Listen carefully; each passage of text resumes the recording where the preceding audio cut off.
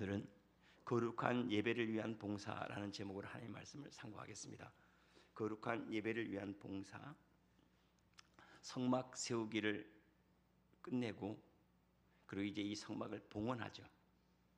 거룩하게 구별하여서 이제부터는 하나님만을 담는 그릇, 하나님께 제사하기 위해서만 사용하는 성물로 거룩하게 구별을 하고, 뿐만 아니라 건물만 똑 지었다고 해서 제사가 드려지는 건 아니죠. 거기에 헌물이 있어야 하고 또한 거기에 봉사하는 사람들을 위한 섬김이 있어야 되지 않습니까?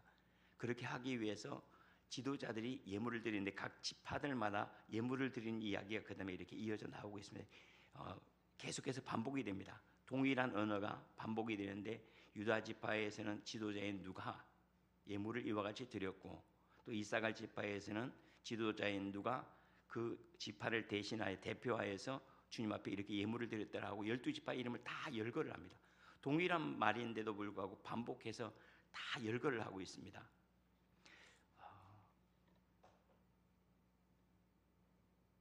어떻게 그들은 구별했는가? 텐트도 그리고 그릇도 주님 앞에 어떤 일을 행사할 수 있는 도구들, 이런 것들을 모든 기구와 제단과 그 기물에 기름을 발라 거룩히 구별하였다라고 1절에 말씀을 하고 있습니다. 기름을 발라서 거룩하게 구별했다. 이제는 이 용도로만 쓰겠다는 거예요.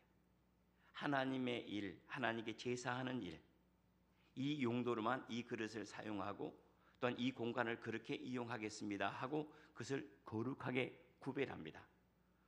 오직 하나님만을 위해서 사용하기 위해서 택한 그릇, 이것은 사도 바울이 우리를 가리켜서 그렇게 말씀합니다. 우리는 하나님을 위하여 택하신 그릇이라 그래요.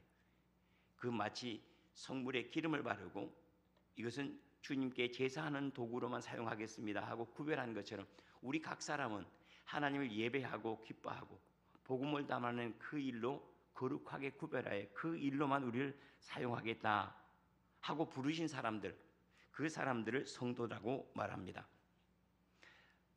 기름으로 거룩하게 구별했다 하는 것은 지금으로 말하면 하나님의 일들은 성령께서 행하실 때 거룩해요. 우리 육신의 소욕이 아니라 성령의 감동하심을 따라서 순종하는 것. 찬송 한 절을 부르더라도 성령의 감동하심을 따라서 찬송하고, 주님께 예물을 드리더라도 주님께서 내게 주신 감동을 따라서 하고, 청소를 하더라도 예배를 드리고 말씀을 듣더라도 모든 것들이 할 때에 거룩하게 구별되어 하나님께 받으실 만한 제사가 된다라고 이야기를 합니다. 제사에서 가장 중요한 것은 뭔가? 성령의 인도함입니다. 성령의 감동하심을 따라서 하는 것. 주님께서 주신 감동을 따라서 행할 때 그때는 이것이 우리의 수고가 아닙니다. 우리에게 주신 하나님의 은혜가 되죠.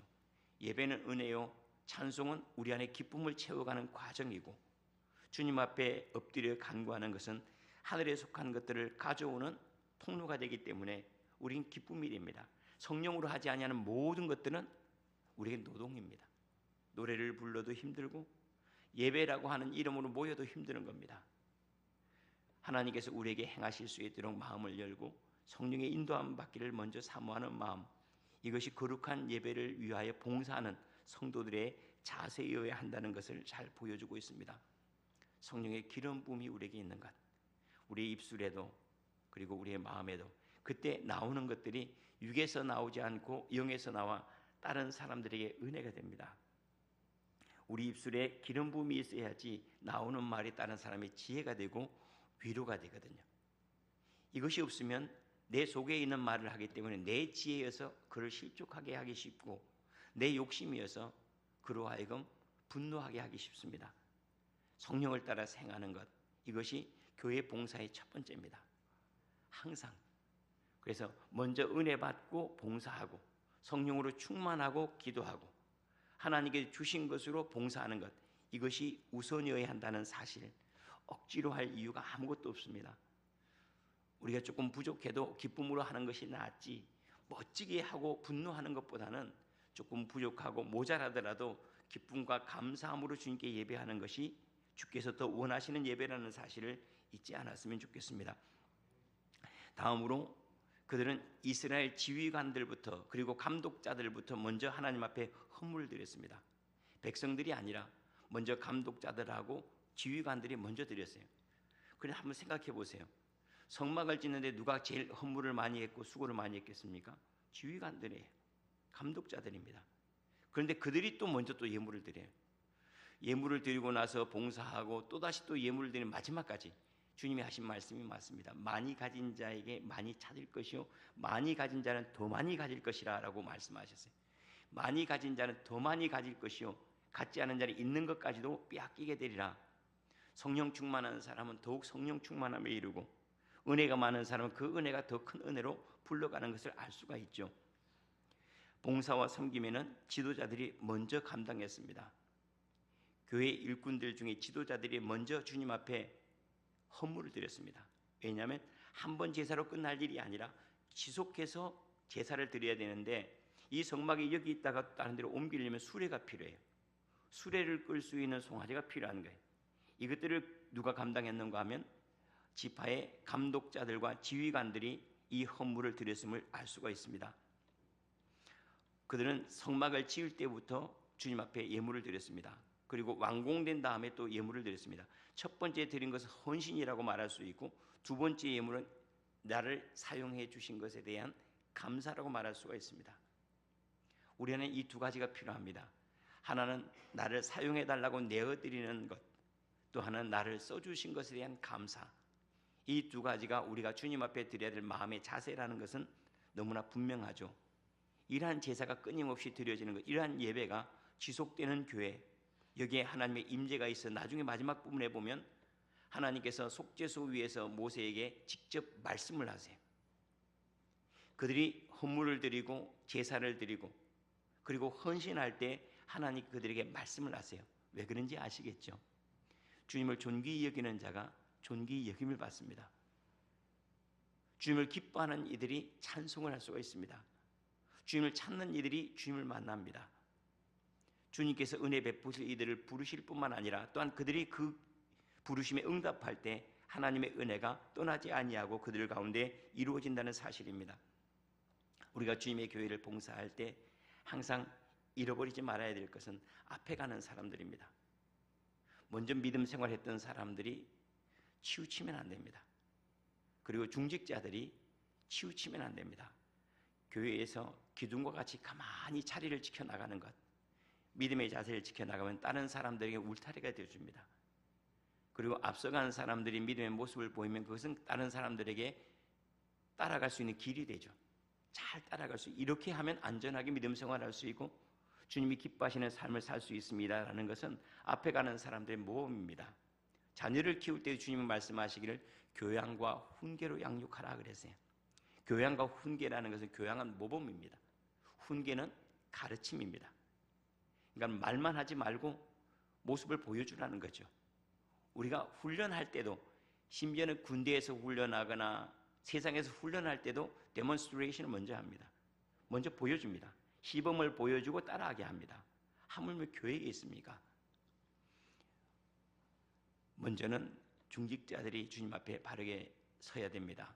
늘 말씀을 드리지만은 목사는 누군가 그 교회에서 믿음 생활을 제일 잘해야 될 사람, 장로는 그 성도들 가운데 다른 것 말고 믿음 생활을 제일 잘해야 될 사람, 그렇게 부르심을 받았습니다. 그리고 우리가 장로를 세우거나 권사나 안수집사를 세울 때 왜 세웠죠? 교회에 당신 봉사를 많이 했으니까 당신을 우리는 존귀하게 여깁니다. 아닙니다. 이제는 우리에게 신앙의 모범을 보여주십시오라고 요청하는 거예요. 이제는 당신이 우리 교회에 모범적으로 신앙생활하는 것들을 보여주십시오. 당신을 신앙의 모범으로 우리 교회는 삼습니다 라는 모습으로 우리가 그분들을 뽑는 거예요. 권사님들은 여자분들 가운데 가장 신실한 성도가 되어야 됩니다. 안수집사는 남자분들 가운데 가장 신실하게 그리스도를 믿는, 예수 잘 믿는 사람이죠. 예수 잘 믿는 그런 모습을 보여줄 때 교회는 흔들림이 없죠. 여기는 채워지는 것들마다 은혜고 이루어지는 일들마다 하나님의 능력이 될 수밖에 없다는 것을 알 수가 있습니다. 뿐만 아니라 그들이 이제 주님 앞에 예물을 드릴 때 소는 각 지파에 3마리씩 되면 12마리가 돼요. 그런데 수레는 2마리가 수레 하나를 끌기 때문에 두 지파가 하나의 수레를 드려야 돼요. 이게 도대체 무슨 뜻인가? 봉사할 때는 혼자 해야 될 봉사도 있지만 동역해야 될 봉사도 있습니다. 혼자 하는 기도도 매우 중요합니다. 은밀하게 하는 기도죠. 골방에 들어가서 은밀하게 보시는 주께 기도하라. 그리고 또 한편으로 뭐라고 말씀해요? 두 사람이 합심하여 기도할 걸 요청하세요. 봉사라고 하는 것은 그런 겁니다. 기도 봉사든 아니면 말씀 봉사든 아니면 교사 봉사든 아니면 다른 사람을 섬기는 대접하는 봉사든 어떤 모양이든지 혼자 해야 될 부분이 있는가 하면 함께 동역해야 될 부분이 있습니다. 내가 혼자 주님 앞에 예배해야 될 시간도 필요하지만 온 공동체가 하나로 주님 앞에 드려야 될 공간도 있어요. 이 두 가지가 함께 늘 가야 됩니다. 홀로 그리고 다 함께. 홀로 할 때 우리는 신실하고 다 함께 할 때 우리는 우리 자신의 부족함을 압니다. 혼자 있을 때는 거룩해지지만 함께 하다 보면 내 부족한 부분들이 드러나고 못한 부분이 드러납니다. 그때 이것을 바꿔갈 수 있는 기회가 되죠.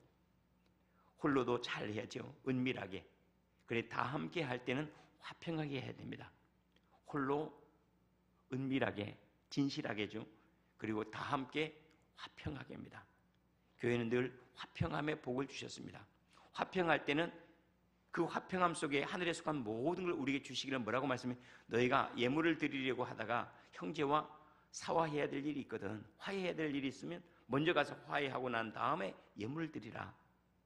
그러면 하늘에 계신 너희 아버지께서 갚으신다. 너희의 땅에서 누구든지 용서하면 하늘에서 용서받는다 라고 주님이 말씀을 하시죠. 지난번에 우리 집사님 한 분이 제게 이 요한복음 말씀을 이렇게 보내주셨어요. 우리에게 성령을 받으라. 그리고 너희가 형제의 죄를 용서하면 그들이 용서를 받을 것이라. 이것이 우리가 다른 사람의 죄를 용서할 수 있는 권한이 있다는 얘기입니까? 하고 질문이 왔어요. 맞습니다. 성도들은 교회 안에서 서로를 용서하고 용서를 선포해버렸어요. 지금은 우리가 서로의 사생활 때문에 자기의 죄를 들추거나 또 드러내는 것을 주저하지만 초대교회는 그러지 않았습니다. 초대교회는 성도들이 하나로 모였으면 자기가 이런 죄를 지었습니다. 이런 마음을 가지고 있습니다 하고 다 고백을 했어요. 그러면 한편에서는 우리는 당신의 죄를 용서합니다라고 선포를 해버렸어요. 그리하면 그래요. 다른 표현으로 말하면 땅에서 풀어낸 것을 하늘에서 문제 삼지 않고 땅에서 문제 삼으면 하늘에서 문제 삼을 거라는 거예요. 너희가 누군가를 비판하면 하나님께 그 비판하는 것은 너를 비판할 것이고 누군가의 허물을 덮어주면 하나님께 내 허물을 덮어줄 거라는 거예요. 결국 우리는 하늘의 모든 일들을 지금 이 땅에서 행하고 있는 거죠. 이게 함께인 거예요. 함께. 화평한 것.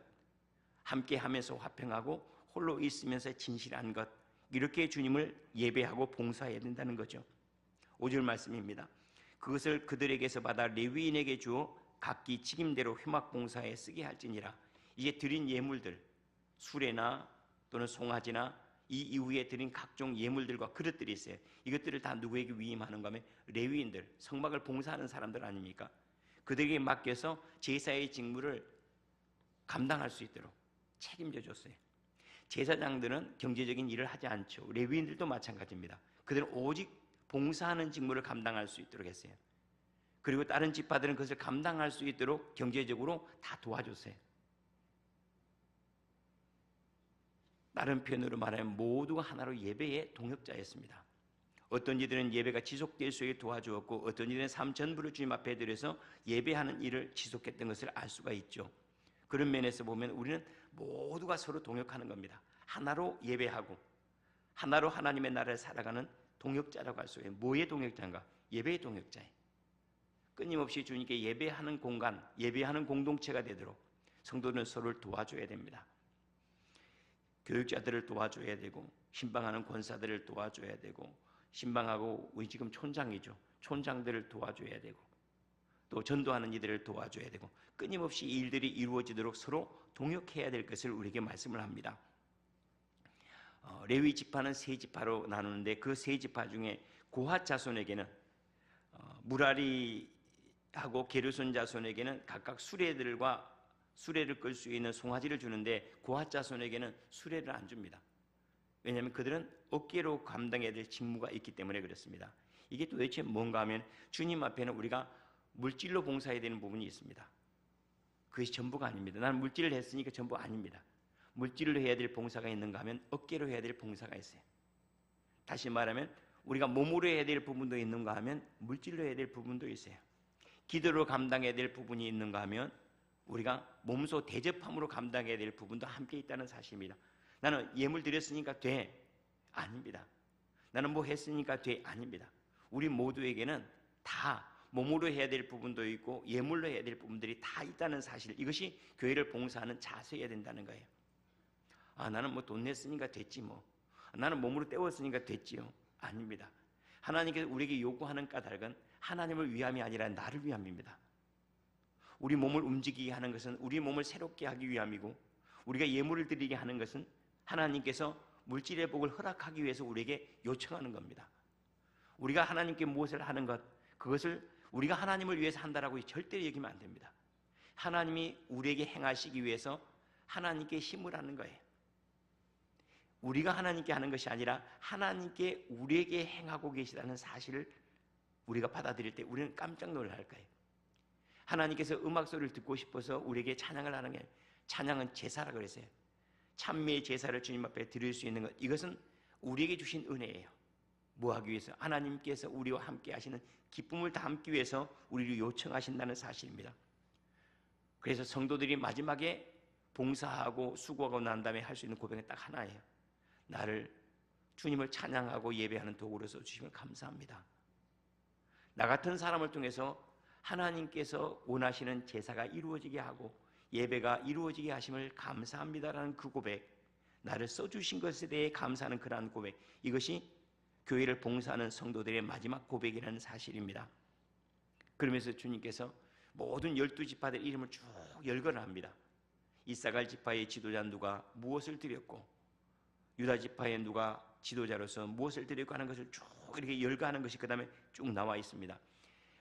사무엘상 23장에 보면 다윗의 용사들의 이 이름들을 처음으로 열거합니다. 장수 몇 명, 뭐 병사 몇 명 이렇게 열거해도 되는데 이름을 싹 열거합니다. 또 이런 표현들이 어디에 나오는지 로마서 16장에도 나와 있습니다.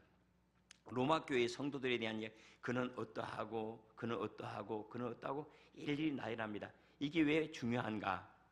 하나님 앞에서는 우리는 뭉뚱그려서, 하나님은 우리는 생각해 주복교회에 이렇게 뭉뚱그려서 복을 주실까지? 아닙니다.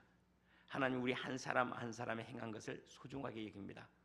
교회가 행한 것도 소중하지만 한 사람 한 사람을 일일이 기억하시고 그가 행한 것들을 하나님 마음에 두신다는 것을 이렇게 표현하고 있다는 사실입니다. 1인 1봉사를 여러분들이 꼭 실천하시길 바랍니다. 내년도에는 하나님 앞에서 한 가지 봉사 행해 나가는 것, 하나님은 하나하나를 다 기억하시고 그들에게 복 주시고 은혜를 허락하십니다.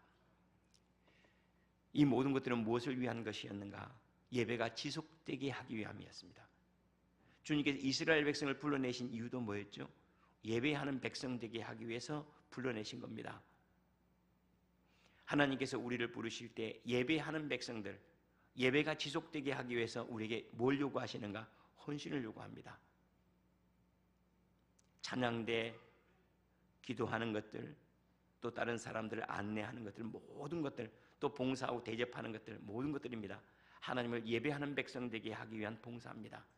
이 일에 온 성도들이 참여하는 복, 거룩하게 구별된 공간을 들어가면서 거룩해지고 거룩한 찬양을 부르면서 내 안에 거룩한 기쁨들이 있게 하고 주님의 말씀, 거룩한 말씀을 들으면서 내 존재 자체가 거룩하게 되는 그러한 귀한 역사가 올 한 해도 있었던 것처럼 또한 내년에도 더 충만하게 나타나기를 소망합니다.